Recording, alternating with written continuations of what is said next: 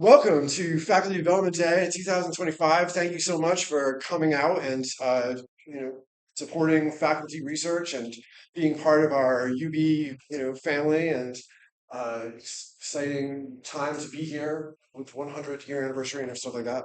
And of course, it's a time of transition and change, a time of upholding traditions that have been around for a long time, and also of pioneering new paths and thinking about the future of higher education. And that's one of the things that Elizabeth and I wanted to talk about today in our presentation, which is about writing, which of course is a classic thing that people have been doing for a really long time, especially in academic contexts. And in some ways, I read recently that the first schools and universities back in ancient Sumer were developed because they needed to teach people how to write because they had invented writing. And it's a hard thing to learn. And so so at the same time that they invented cuneiform and developed it as a uh, method for storing information of all kinds, financial information, economic information, but also cultural information about, who we were, what we believed, the record that we leave. You have to teach writing. It doesn't come natural to human beings. And so that's one of the reasons again. So as long as people have been going to school, they've been doing writing. And but at the same time, the evolution of the written word has also involved many interesting, changes and developments and innovations over the course of the last 5,000 years, from the development of the first written languages to the Greeks' development of alphabet. I don't know, and then they invented computers at some point and stuff like that. And so at every time, not only is writing, a consistent thing across, education, but also it changes and evolves. And one of the most interesting changes and developments and evolutionary flashpoints that we are dealing with in this day and age is the emergence of chatbots, which is such an interesting phenomenon and has affected every sector of society in so many different ways, but especially me and Elizabeth, Eric and Amy in the writing classroom, and all of you in one way or another who are using writing in your classrooms or in one way or another are thinking about it, which is a lot of you. So why don't I just, do you want to say anything? You're here. That's great. Great. Um, so what I thought would be interesting to do, so yes, you guys are all here, obviously came to this presentation out of many wonderful other choices because you're interested in chatbots, you're interested in writing, and you're interested in about having these important conversations. One of the kinds of fun things about, I think, this conversation is that um, it's, there's no precedent or, history to draw on.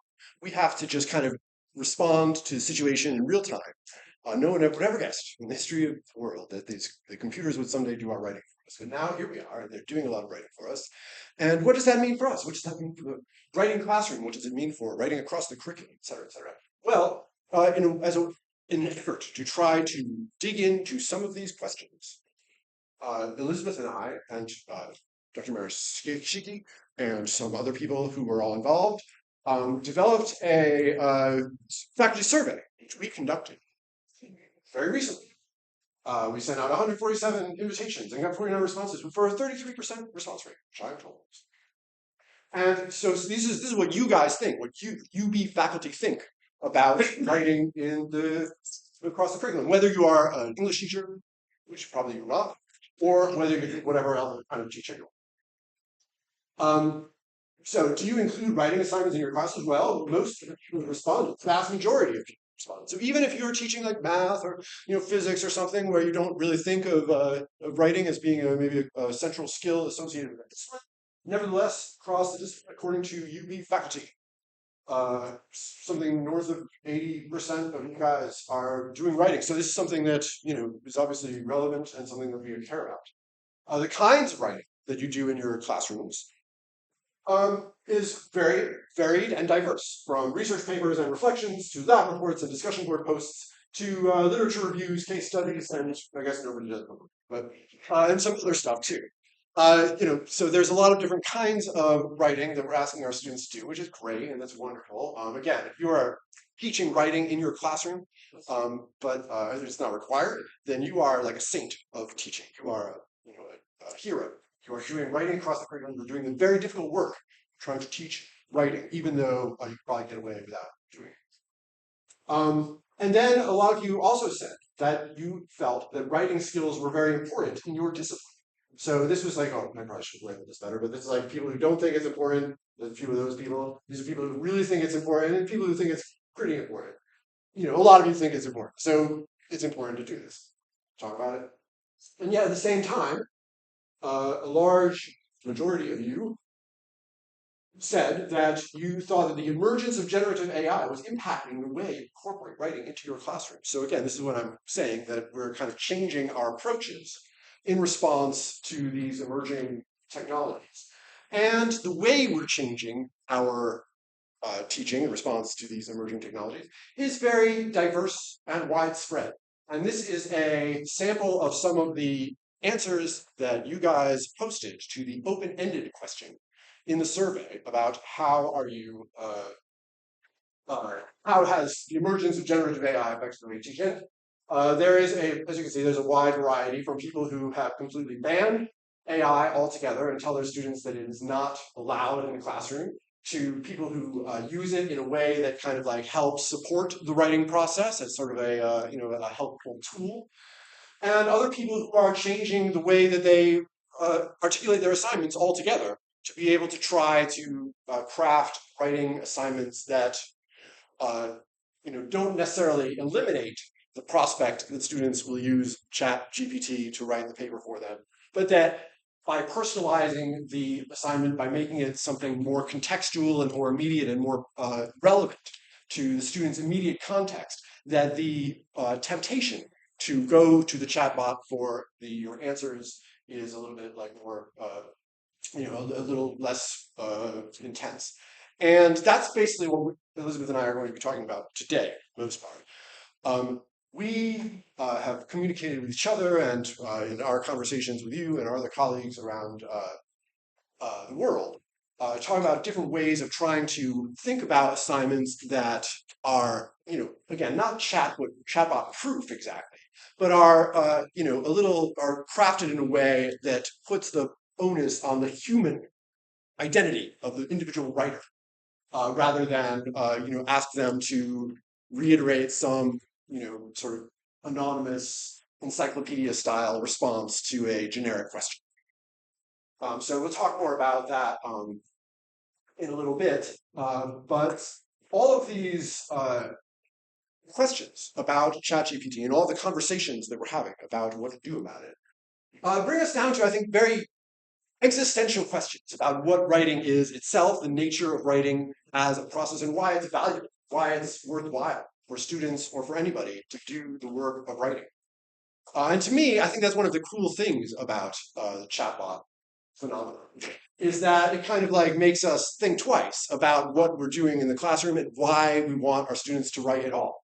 If a student can hand in a finished work that is indistinguishable from what you're looking for in terms of its its parameters and style and content, then then what's the problem with students using ChatGPT? What is, if they're producing the writing itself, they're giving the answers that you were looking for, then I don't know, maybe the student is, right, the student is like justified to say, like, well, why I can either spend 3 or 4 hours doing it myself, or I could get the ChatGPT thing to do it in 3 seconds, and it's super easy, and it answers the expectations of the assignment.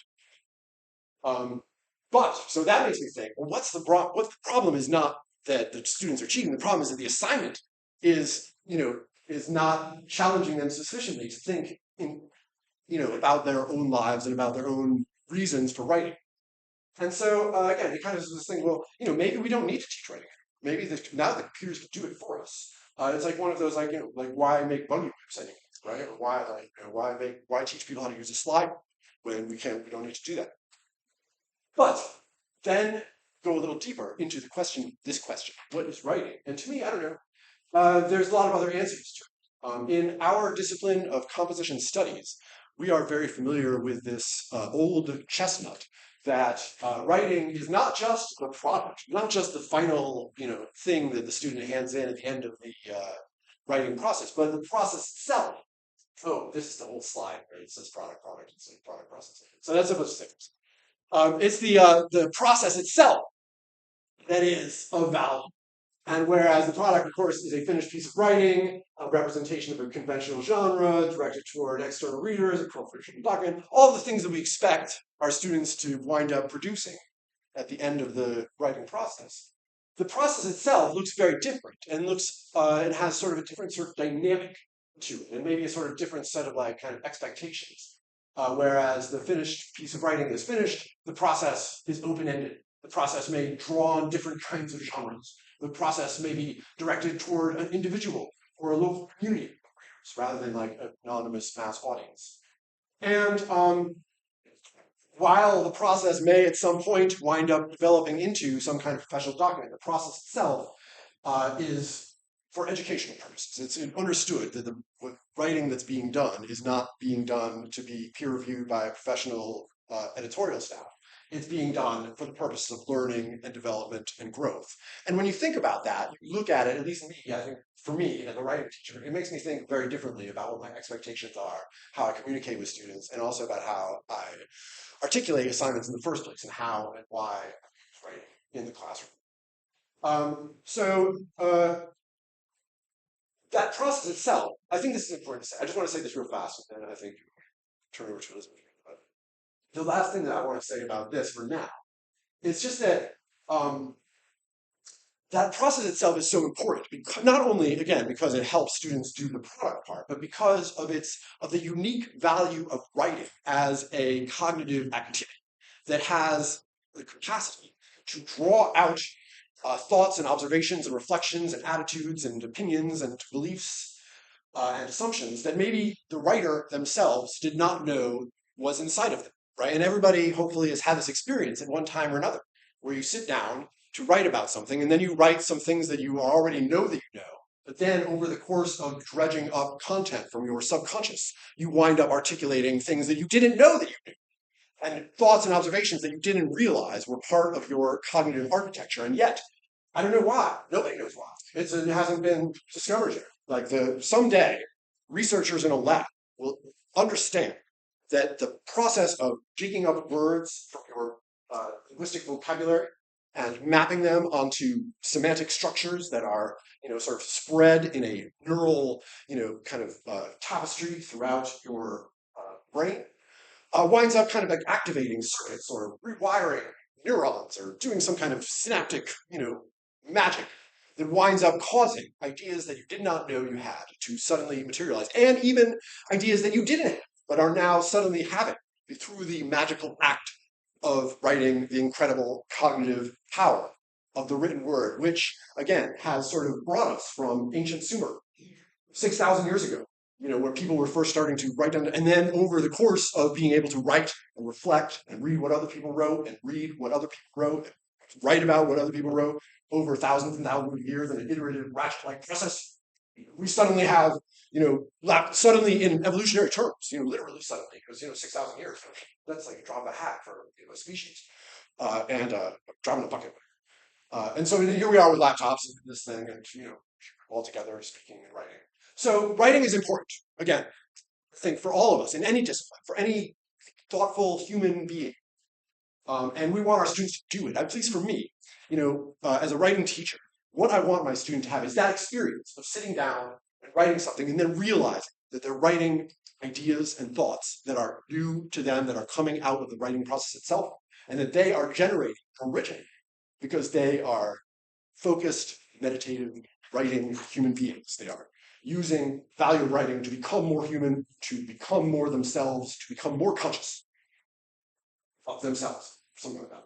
And that's what I want my students to have. So it doesn't matter, like, if they wind up like, using commas incorrectly or like, screwing up words or whatever, I don't know, whatever. But if they're having that experience, that teaches them the most valuable lesson that I think, one of the most valuable lessons that a person can have, which is that when you are faced with a difficult question, when you have a thoughtful question that you want to work through, the power of writing is available to make your, to help you plumb your consciousness and use it to help you discover new truths for yourself and for the species. So that's important. So the point is, but if students are going to their ChatGPT and then having the AI do all the writing, then that is like, obviously not conducive to that experience. So I think, I don't know, for me, Elizabeth, I think our main question is like, how can we engineer educational situations that will kind of, persuade students to put themselves in that situation where they can expose themselves to the magic power, right? I don't know, Yes. is that well put out? Yes. Exactly. So, with that said, Elizabeth and I both have a couple of different ideas. Obviously, I just want to. There are, there's a lot of different. There's no right answer about how to do this or what the right solution is about how to, about how to make engineer writing assignments in a post-chatbot age. The only way to do it is to try to figure it out, brainstorm it, and come up with ideas, and see and talk to each other in the way we're doing now.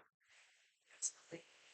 And I would follow up on what Randy was just saying with one of the quotes I always come back to, which is from Joan Didion.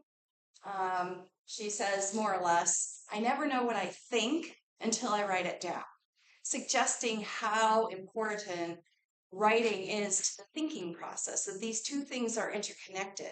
And I think that that gets to that idea of process serving a purpose in and of itself that's in some ways almost tangential to the product.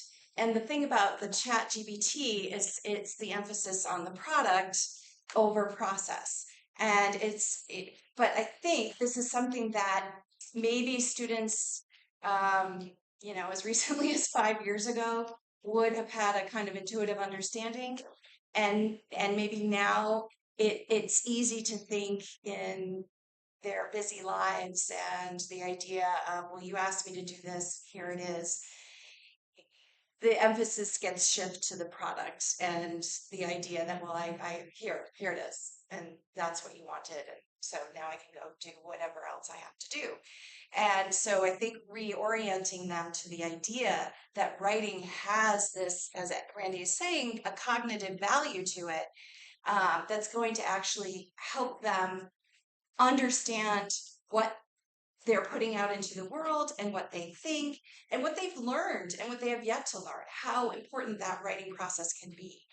Um, and then the other thing that I think about, and sometimes I've asked students, well, why write? What is the point in having you write? And we'll get a conversation going around that.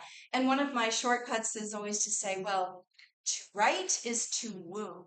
And then we get to talk about what's woo, because that's a weird word. Not to be confused with shmoo, although maybe shmoo did some wooing, possibly, I don't know. And then what do we mean by that? What does it mean to woo someone through writing, especially if you're just writing a lab report or you're writing something that doesn't seem, like a Petrarchan sonnet, but somehow implicit to writing is not only this idea of coming to grips with what it is that you know and what you have, what it is that you think in Didion's term, but also that the task of writing is to communicate that to someone and to be convincing in your ability to write that down, even if it's not an argumentative essay or a Petrarchan sonnet or something that seems more obviously to be about convincing the reader of a particular idea or position. All writing has at its base some idea of wooing the reader, of grasping their attention, of getting them to see things the way you see them. And that the most ardent wooer is going to have to be competent in how they use language and are familiar with writing, the conventions of writing. So those are a couple of things, just to follow up on what Randy said. What I'm just going to go into is just an example of how I changed an assignment in a film class to accommodate the tendency to use chat GBT. So wait, how are you moving? Okay.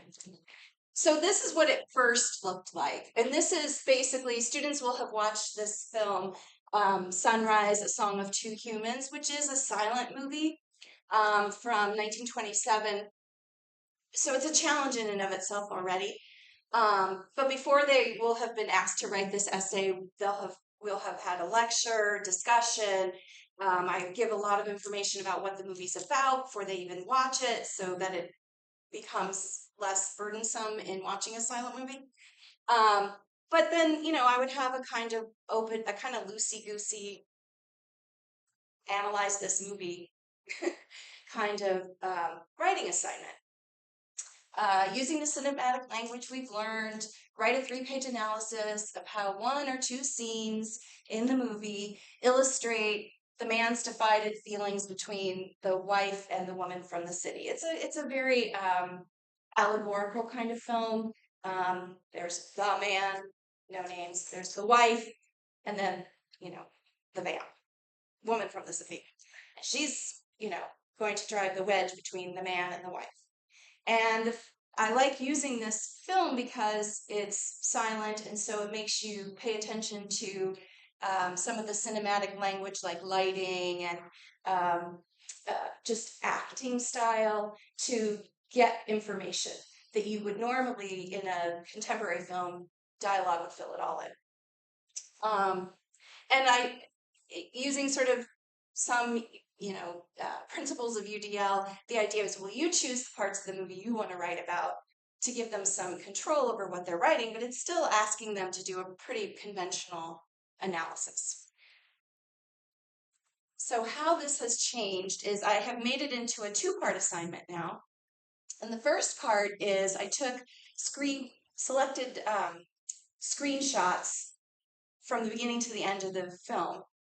And now what they're being asked to do is put those screenshots in chronological order as they appear in the movie. And I'm doing this to make sure that they've watched the movie and that they've paid attention enough so that they can just say, well, this comes from the beginning of the movie, this comes from the middle of the movie, and put it into order. So that's the first part of the assignment now. And this is just an example of what those screenshots look like. And then I've also ordered them. I've given them numbers and little captions to distinguish the moments in the film. And then they put them into order. So see what a beautiful film this is? I mean, I just love it.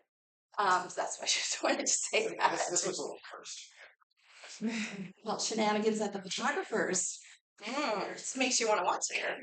Okay, so and then after having done that, they have a kind of similar essay, although I've taken it down to 2. It could be 2 pages instead of 3. Analyzing how the film uses shot type, composition, lighting, costuming, and any other detail you notice. And now the question is, just how is it that we're being made to think about each of these 2 women? There's the wife, and then there's the woman from the city. I mean, and some of the lecture talks about, well, woman from the city already. It's like, of course, she's up to, she's a very suspect character. She's from the city. And, the wife is, from the countryside. So then I give them some ideas for how to draft this response. And what I ask them to do is choose 4 of the frames from the first part of the assignment to focus and use those as basis for their argument rather than picking out 2 scenes on their own or being overwhelmed by thinking they have to write about the whole movie. I'm just saying pick out 4 frames that interest you and now analyze those. So step 1, choose the 4 frames. Step 2, write notes about each frame, looking at the things that they've been learning in class up to that point. And now step 3, let's even break that down further and write a column underneath the wife and a column underneath, evil woman from the city, and organize some of your notes that way. So you're kind of starting from here are the frames. What do you notice about the frames? Now, looking at those frames, how would you divide them between what you see characterizing one character versus the other? And then for what are we supposed to think about these characters based on all that work? And this is just giving them suggestions for how to approach the essay itself and begin drafting their essay.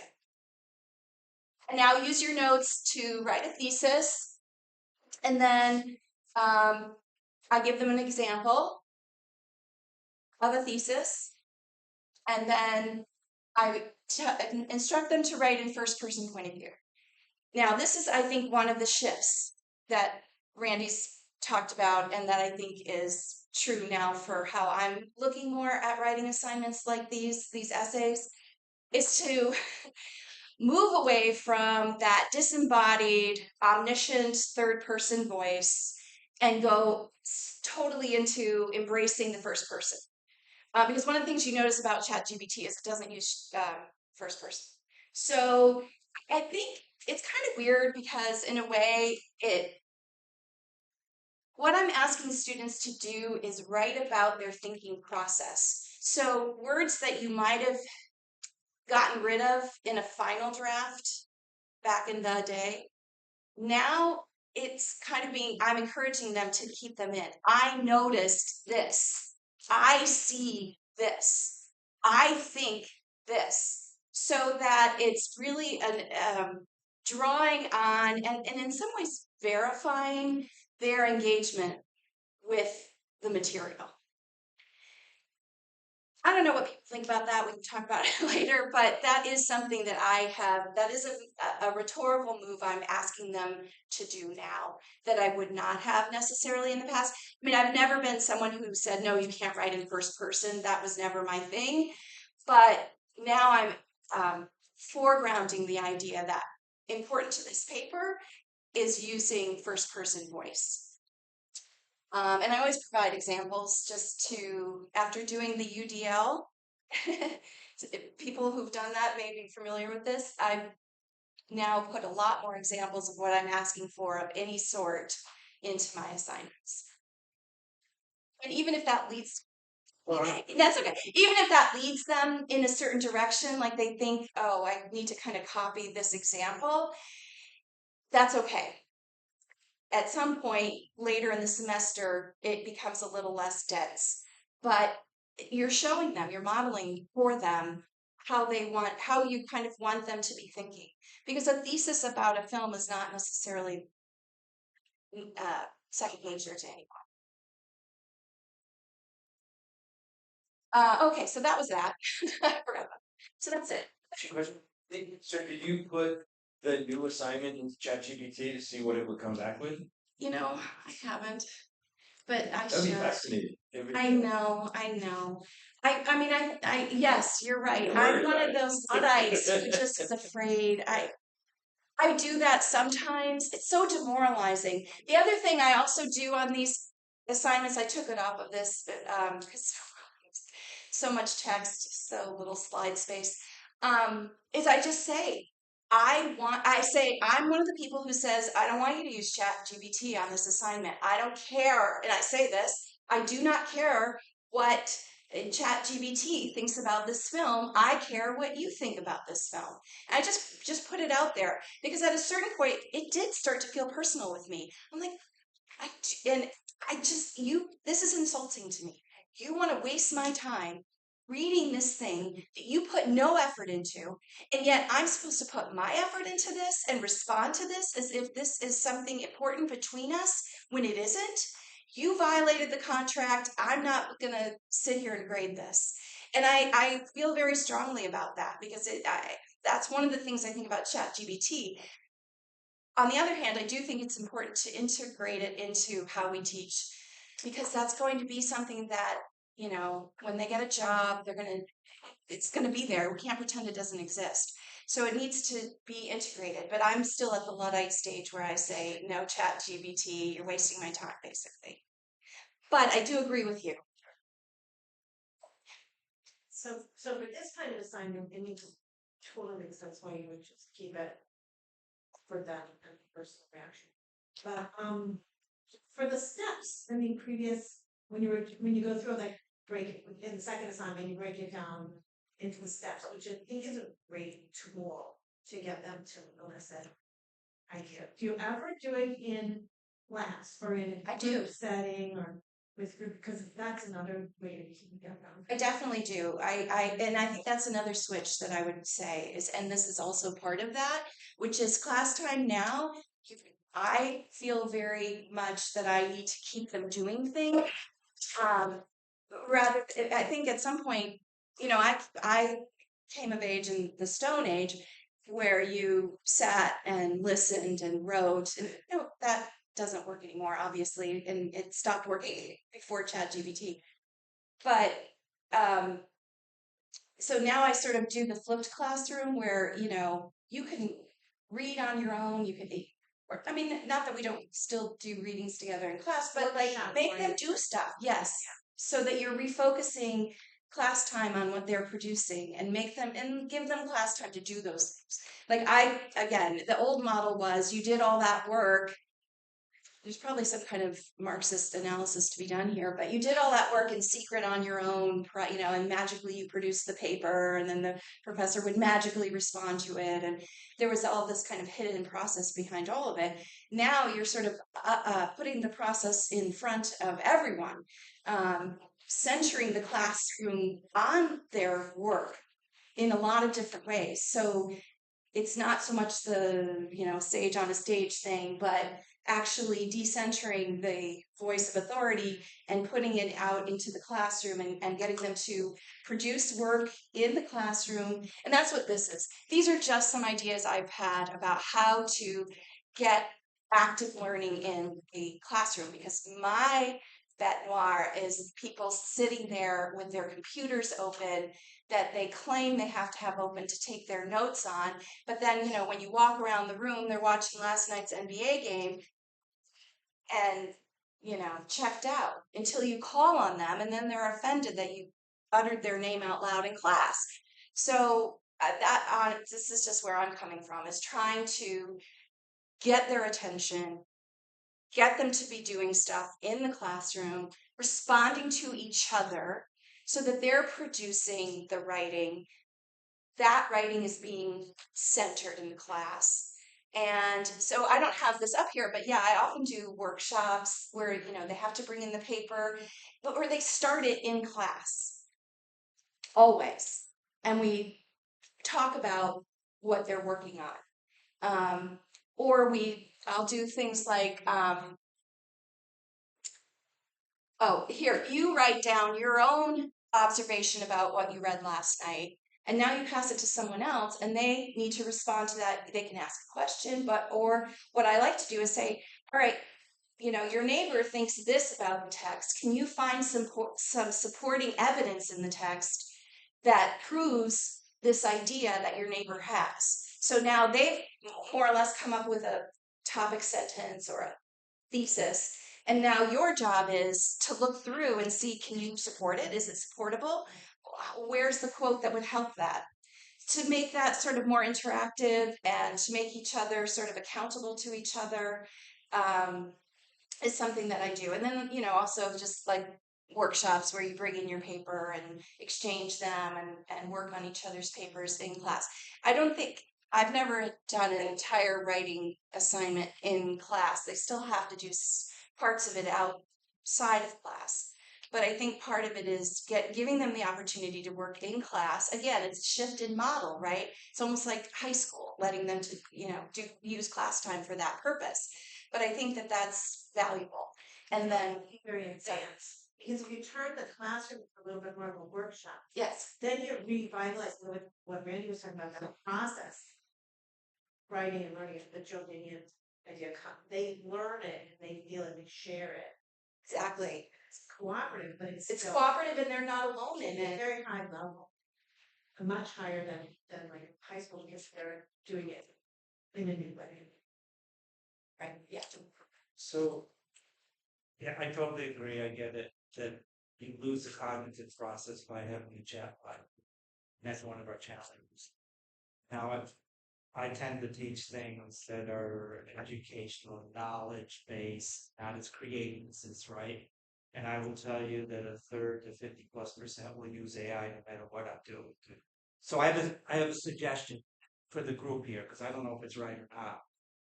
I talked to other colleagues, and they said rather than running away from the chatbot, see what the chatbot has to say, that make them interpret what the chatbot said and what they thought the gap was in not doing the process. So I think what would be interesting in your exercise, and it's different from what I do, right, is to see what the chatbot says, or multiple chatbots, have them look at it, have them be responsible for interpreting, and ask them what's missing here, and what can you as a human being contribute to the process that the chatbot did. I don't know.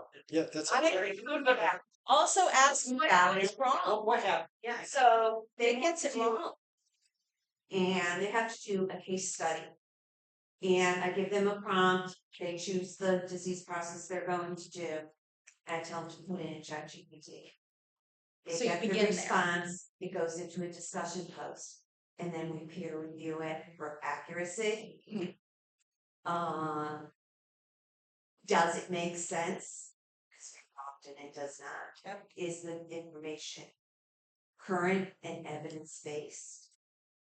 And they come to this conclusion that, okay, this gave me a good starting point, but you can't rely on this. Yeah, that. Not I think- Yeah, the student, I've gotten really good feedback. because see that I was agreeing from even if I was like shop thing like this, then have them together, like look at the chatbot, and then they'll see better because they've gone through this. They see better how lame or mistake it probably is, and also in the same way when they see like. So students still use like Google Gemini and all it does is hallucinate. So if they have like references and they see references come down, Don't- hallucinated, They don't match up. Yeah. you can say it to them a lot of times, but when they see it themselves, it's shocking to them. Sasha, you Couple things,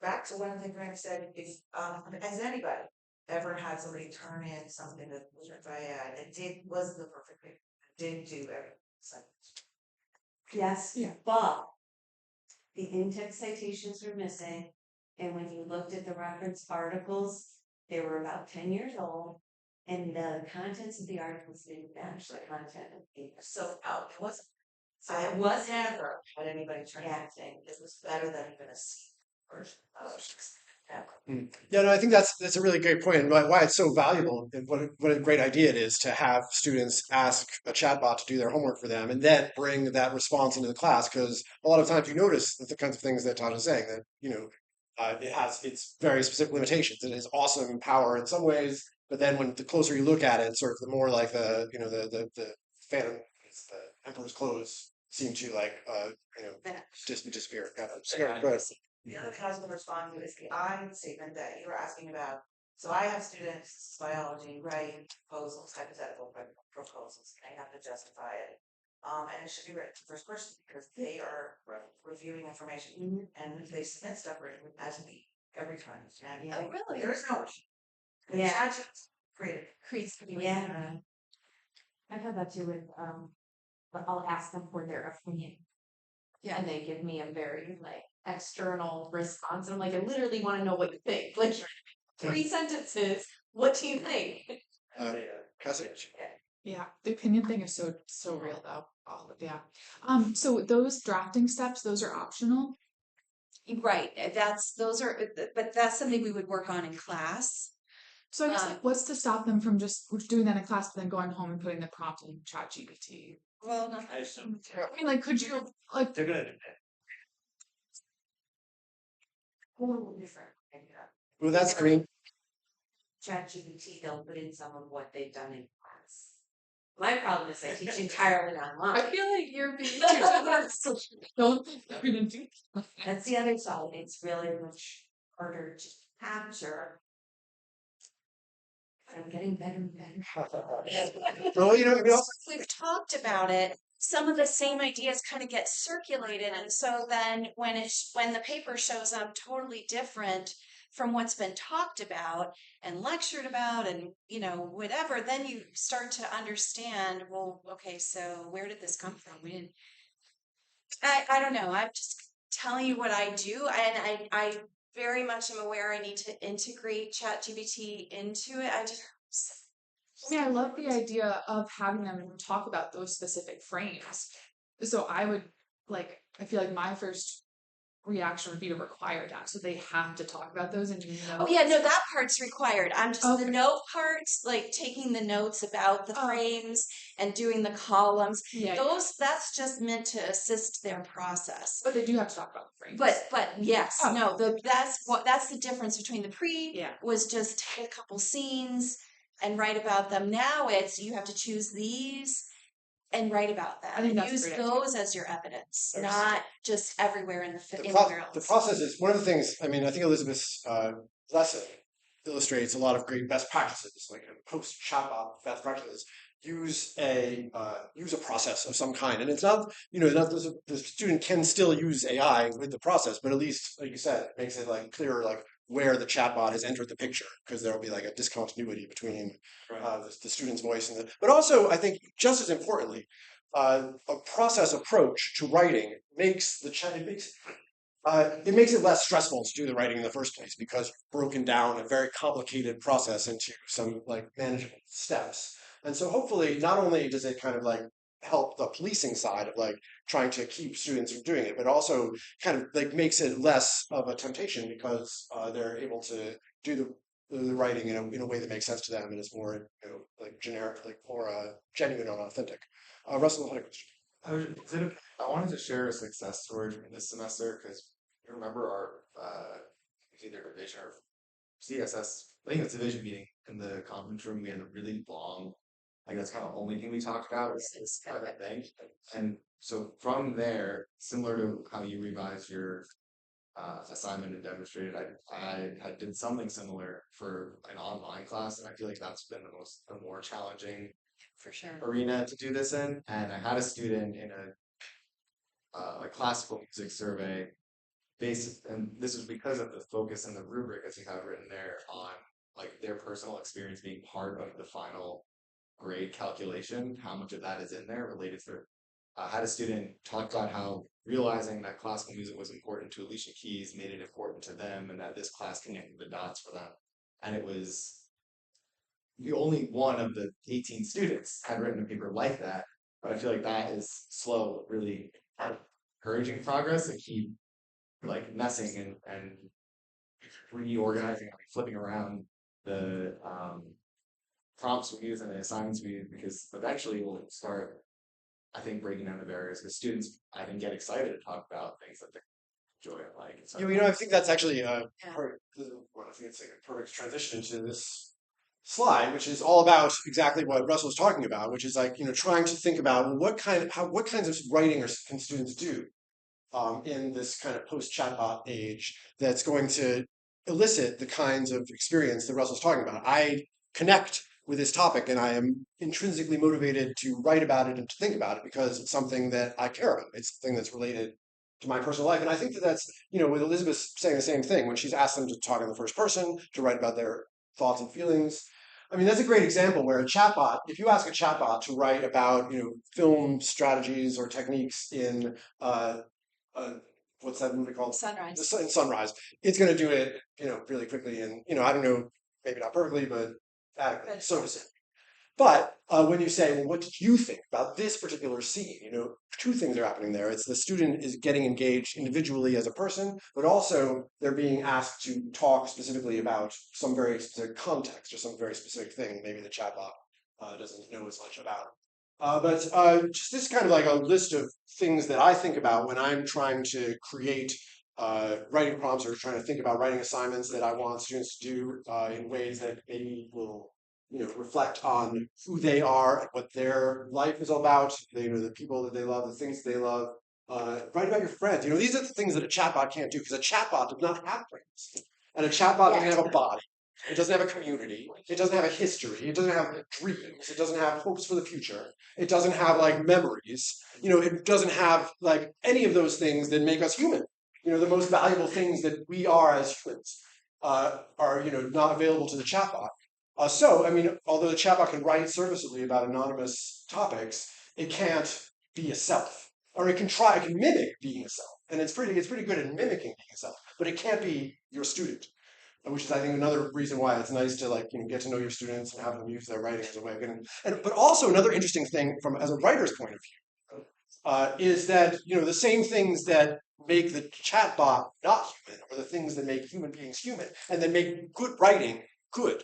The things that make writing interesting to read. Chatbot essays are not interesting to read because they're so impersonal, they're so anonymous, there's no voice, there's no identity. It's just a glob of everything that's been said before, hashed up into a new kind of chowder.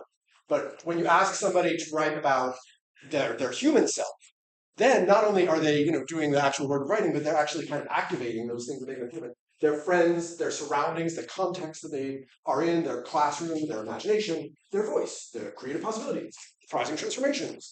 And of course, opportunities to share their writing with other people, which I think is another important part of like the post-chatbot classroom, where the writing is not just an end in itself as a document out in cyberspace. It's something that is designed to communicate with people that you are learning with and talking to.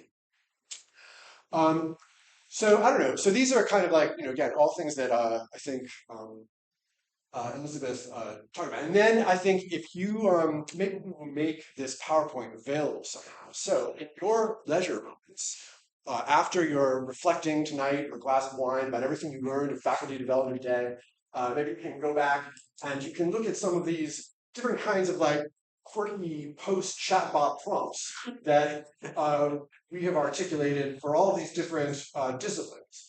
And one of the reasons that I've been thinking about this is because, as some of you know, a very exciting thing is happening in the Gen Ed committee and potentially across the whole university, where we are going to roll out a system whereby students will have to earn W credits in order to graduate as part of their Gen Ed requirements, right? So they, at some point, I don't know exactly how it's going to work out, right? Or, whatever. But in some way, over the next 5 or 6 years, we will have institute some kind of W policy, like they have in many other schools, where over the course of their 120 credits, at least 6 of those classes will have to be W classes. Teachers who teach writing-based classes or classes that incorporate a lot of writing will be able to have their classes certified to get a W designation. So that can be one of the classes that students take toward this requirement. And of course, our primary goal is to support students and help them develop strong writing skills that will help them grow and prosper in the future and use their, conscious imagination and their dreams of who they are as human beings to make the world a better place. But then also part of it, I think, is also to help coordinate working with the faculty to help them teach writing, because writing can be, as I mentioned before, kind of like hard to teach, and especially in the post-chatbot age, it can feel like, what's the point? How can we do it? So we want to also be able to work with faculty to help them teach writing effectively and incorporate writing into their classrooms in constructive ways that don't necessarily, that don't do the chatbot thing.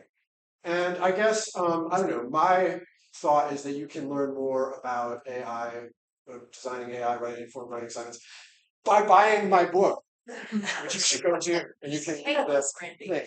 Or by viewing and subscribing to the English department blog, where there are constantly new and interesting thoughts about writing in the post-chatbot age and other contexts as well. I don't know. So I don't know. I think it's good to have more questions, I guess. Does anybody have like more thoughts or ideas, things that you do in the classroom to help you talk to your students about how to use chatbots or how not to use them?